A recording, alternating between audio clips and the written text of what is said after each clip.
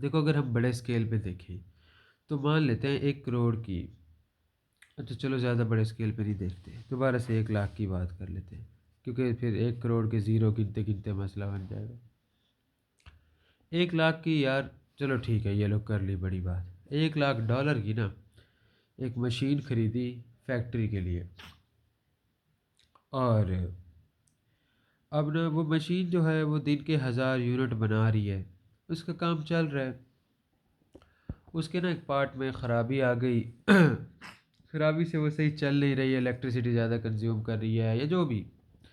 1000 unit वो बनाती थी, और आहिस्ता आहिस्ता हुआ क्या कि वो दिन के 700 यूनिट बनाने लग गई।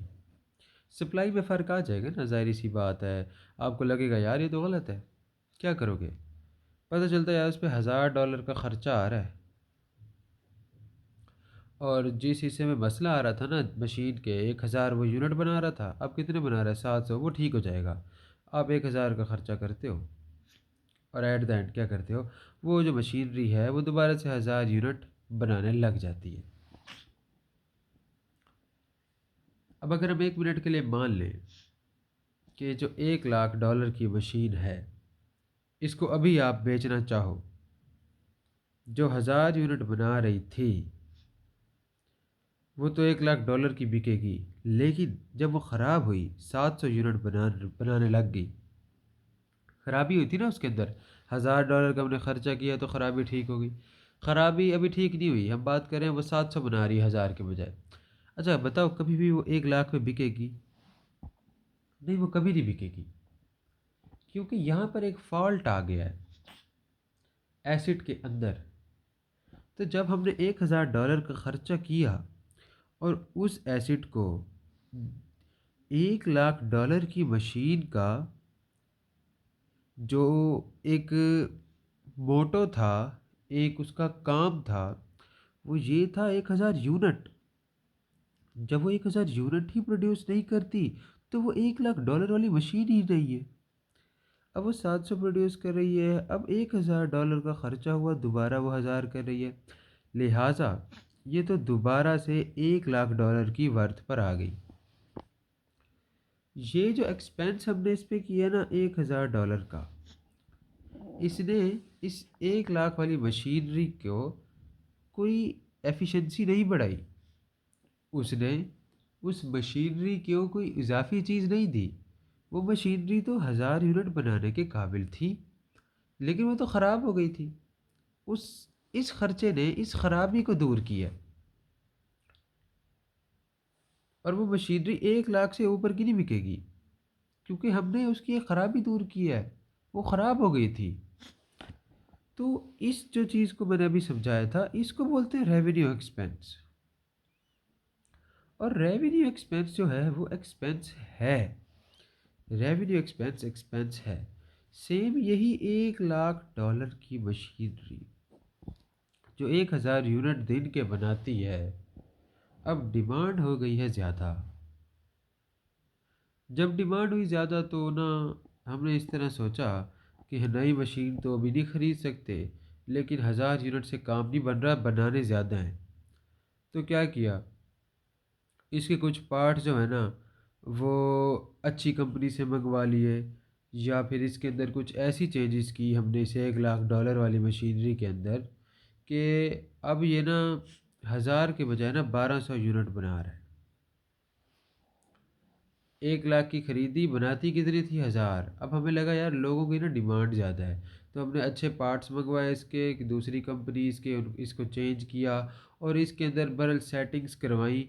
और अब हमने देखा कि यार हमने जो इसकी सेटिंग में हमारे ख़र्चा हुआ है वो $1000 का हुआ है, और इससे क्या हो रहा है, वो 1200 यूनिट दिन का बना रहा है। अब इस सिनेरियो को और इस सिनेरियो को दोनों को सामने रखना है।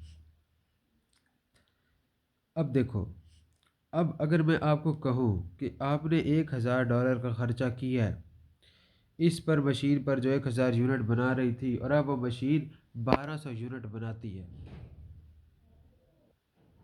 अब मैं पूछूं, अगर आपको ये $1 लाख वाली मशीन आज बेचनी पड़ जाए, जिस पे आपने $1000 का खर्चा किया है, उसको 1200 यूनिट पर डे के हिसाब पे ले आने के लिए, उसको $1 लाख का बेचोगे? कभी भी नहीं। उसको कम से कम 1,01,000 डॉलर से तो ज़्यादा का, या फिर 1,01,000 डॉलर के बराबर इतना बेचोगे। अब देखो, इसको बोलते हैं कैपिटल एक्सपेंस। और इसने क्या एसिड की वैल्यू में, उसकी वर्थ में इजाफा किया? इसके हिसाब से किया। तो कैपिटल एक्सपेंस जो होता है ना, जैसे मैंने यहाँ लिखा था, कैपिटल एक्सपेंस एक्सपेंस नहीं होता, कैपिटल एक्सपेंस एसिड का हिस्सा बन जाता है। कैपिटल एक्सपेंस कोई खर्चा नहीं होता, ये एसिड ही बन जाता है। मतलब जैसे हमारे पास कैश होता है ना हमारे हाथ में, अब जो कैश है वो कोई खर्चा है नहीं, वो एसिड है। अब 1,000 डॉलर हमने इस मशीन पे लगाया और 1,01,01,000 डॉलर की हो गई है। लिहाजा इस खर्चे को हम खर्चा तस्वर ही नहीं करते, हम कहते हैं ये खर्चा तो हमारा एसिड बन चुका है। लिहाजा इस चीज़ को अब जहन में ले आना है। अब मैं ना एग्जैक्ट लाइंस बोलता हूँ जो इन दोनों एक्सपेंस को क्लियर कर देंगी। देखो, एक्सपेंस दो तरह का, रेवेन्यू एक्सपेंस और कैपिटल एक्सपेंस। अगर एक्सपेंस एसिड को सिर्फ रिपेयर करे और उसकी, एक लफ्ज़ अहम इस्तेमाल कर रहा हूँ, एफिशिएंसी पर कोई असर ना पड़े, मतलब एसिड 1,00,000 का था, कुछ ख़राबी आई, ठीक किया, फिर 1,00,000 का हुआ, एफिशिएंसी बढ़ी। देखो एफिशिएंसी आप कह रहे हो कि हाँ सर बढ़ी, 700 से 1,000 हुई तो बढ़ी ना। अरे थी तो 1,000 ना, वो तो ख़राब हो गया और फिर हमने ठीक किया उसको। समझ रहे हो ना? तो एफिशिएंसी तो उसकी नहीं बढ़ी, क्योंकि 1,00,000 वाले की एफिशिएंसी थी 1,000, और अब कितनी हुई है 1,000, तो बढ़ी नहीं। एक चीज़ 1,000 यूनिट बनाती है, अब कितने बना रही है 1,000, तो बढ़ी नहीं बढ़ी। तो जो एक्सपेंस जो है एफिशिएंसी नहीं बढ़ाता, वो एक्सपेंस होता है रेवेन्यू। अब मैं पूरी पूरी एग्जैक्ट लाइन बोल रहा हूँ। वो एक्सपेंस जो एफिशिएंसी नहीं बढ़ाता वो होता है रेवेन्यू, और जो एक्सपेंस एफिशिएंसी बढ़ाता है, जो एक्सपेंस एसिड की एफिशिएंसी बढ़ाता है, वो होता है कैपिटल एक्सपेंस। और कैपिटल एक्सपेंस एक्सपेंस नहीं होता, वो एसिड का पार्ट बन जाता है, पार्ट ऑफ एसिड। ये इन दोनों एक्सपेंस की बात थी, सिंपल सी, कोई में इतना मसले वाली बात नहीं थी, ये बात तो वैसे भी पता होती है। अब जो बात है वो ये कि इसकी डबल एंट्रीज किस तरह से होगी। अब देखो, जब भी हम रिकॉर्ड करेंगे ना डेप्रिसिएशन, इसकी एंट्री भी इस तरह से होगी।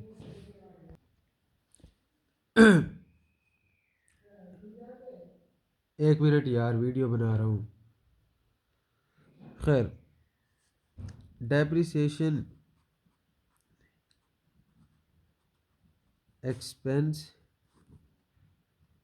मिसाल के तौर पर अगर एक चीज़ 1,000 से डेप्रिशिएट हुई है तो होता है डेप्रिसिएशन एक्सपेंस डेबिट। और एक नया लफ्ज़ अब मैं बताने जा रहा हूँ, क्यूमुलेटेड डेप्रिसिएशन, ये होता है क्रेडिट। इसके पीछे ना यार अब एक बहुत बड़ी गेम है।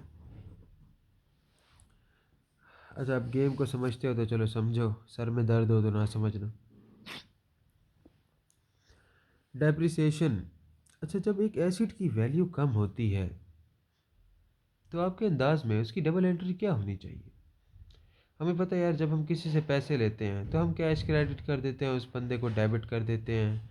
ये जब सेल्स करते हैं तो ये कुछ ऐसी एंट्रीज हैं जो हमारे दिमाग में ना खड़ी हैं, और इसको ज़्यादा जो दिमाग पे जोर डालने की ज़रूरत नहीं होती। अच्छा, डेप्रिसिएशन जब हमें ऐसा लगता है कि एक एसिड की वैल्यू कम होती है तो उस पर क्या डबल एंट्री जहन में आती है? हम कहते हैं यार, अगर एक चीज़ 1,000 से डेप्रिशिएट हो रही है तो पता क्या होता है, हम कहते हैं वो जो डेप्रिसिएशन होता है वो हमारे पास एक, क्योंकि हमारा लॉस हो रहा होता है, एक्सपेंस होता है वो, तो हम कहते हैं डेप्रिसिएशन एक्सपेंस जो है वो डेबिट हो जाता है। डेबिट का मतलब एक्सपेंस बढ़ जाता है 1,000 से। और हम कहते हैं जो हमारे पास एसिड की वैल्यू है, एसिड जो होता है वो क्रेडिट हो जाता है, एसिड जो है वो कम हो जाता है 1,000 से। क्रेडिट का ये मतलब है ना कि एसिड, एसिड वैसे क्या नेचर होती है, डेबिट नेचर होती है, क्रेडिट का मतलब एसिड कम हो रहा है। तो हम कहते हैं यार कि जब भी डेप्रिसिएशन होती है तो डबल एंट्री तो ये होनी चाहिए कि एक्सपेंस बढ़ गया डेप्रिसिएशन का 1000 से, और एसिड की वैल्यू कम हो गई ये 1000 से। अच्छा ठीक है, ठीक है, बिल्कुल ऐसे ही होना चाहिए। लेकिन ना अब इस चीज़ को थोड़ा सा घुमाया हुआ है उन लोगों ने। उन्होंने एक नया लफ्ज़ बनाया है जिसको मैंने ऊपर लिखा है। उन्होंने एक लफ्ज़ बनाया जिसको कहते हैं एक्यूमुलेटेड डेप्रिसिएशन।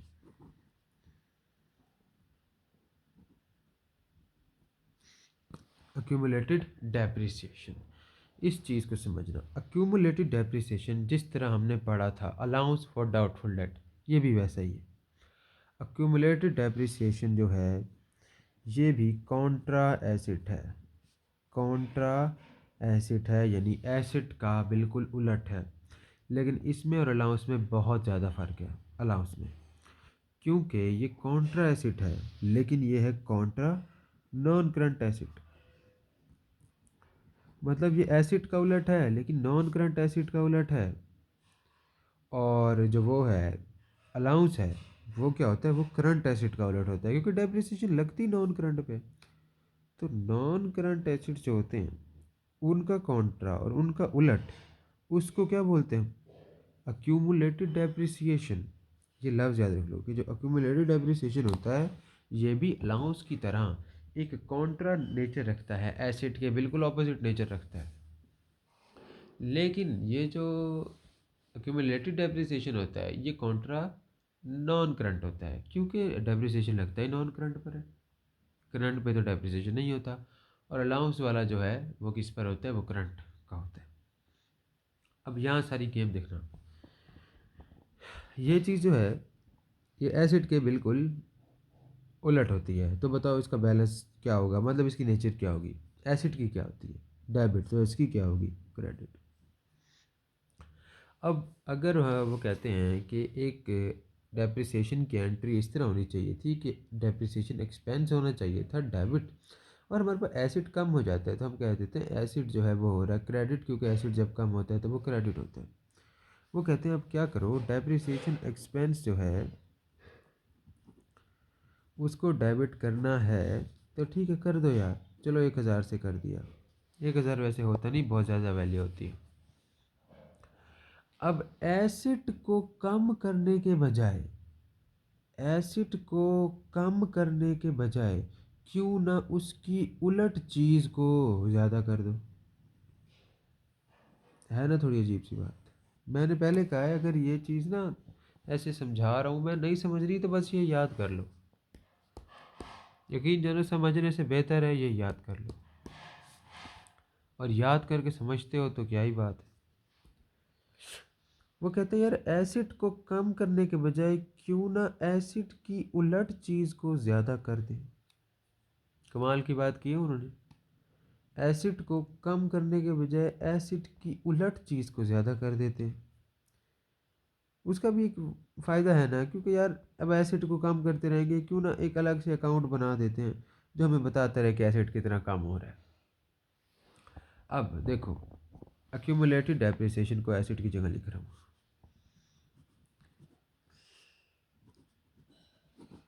एसिड क्या हो रहा था, कम, और एसिड का उलट क्या होगा, ज़्यादा। एक्यूमुलेटेड डेप्रिसिएशन की क्या नेचर है, क्रेडिट। मैं चाहता हूँ एक्यूमुलेटेड डेप्रिसिएशन ज़्यादा हो तो क्या करूँ, क्रेडिट। बस वो तो ये भी क्रेडिट रहा था लेकिन ये कम हो रहा था, ये ज़्यादा हो रहा है। समझ आई। तो ये होती है एक एंट्री डेप्रिसिएशन की।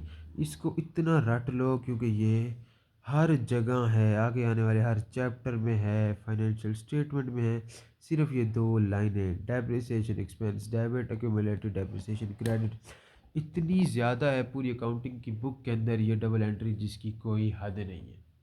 ये है हमारे पास एसिड की डबल एंट्री। और यहाँ तक ना वैसे बात हो जानी चाहिए क्लियर। अब एक दो हल्की सी बातें हैं, कुछ भी नहीं है। जो एसिड, जो नॉन करंट एसिड होते हैं ना जिनकी हम डेप्रिसिएशन पढ़ रहे हैं, जो नॉन करंट एसिड हैं इनको डील करता है IAS 16, इंटरनेशनल अकाउंटिंग स्टैंडर्ड 16। मतलब जो भी एक नॉन करंट एसिड के साथ रवैया रखा जाता है ना, उसके कुछ रूल्स हैं और वो रूल्स हमें बताता है ये नंबर 16, आई एस बहुत से होते हैं, टू भी होता है। आई एस टू होता है किसके लिए? करंट के लिए। आई एस टू किसके लिए होता है? करंट के लिए। और 16 किसके लिए होता है? नॉन करंट के लिए। ये बात जो है वो याद रख लो। और दूसरी बात ये बात याद रख लो कि जो डेप्रिसिएशन होता है ना, वो एक नॉन कैश एक्सपेंस होता है।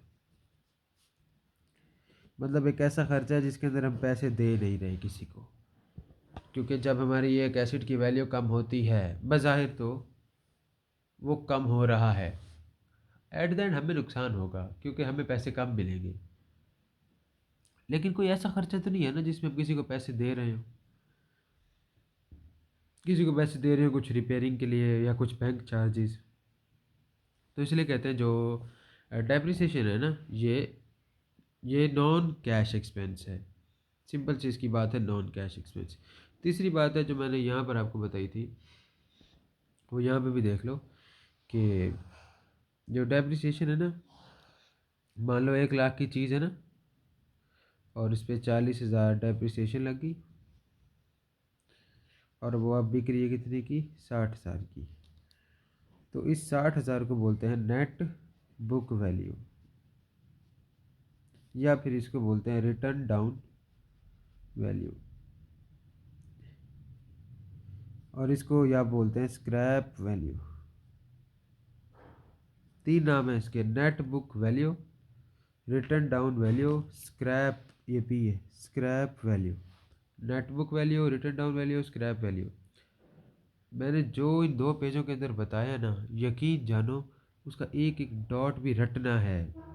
ये तीनों लफ्ज़ net book value, scrap value, return down value, इसको रट लो, अच्छी तरह से रट लो। क्लियर है?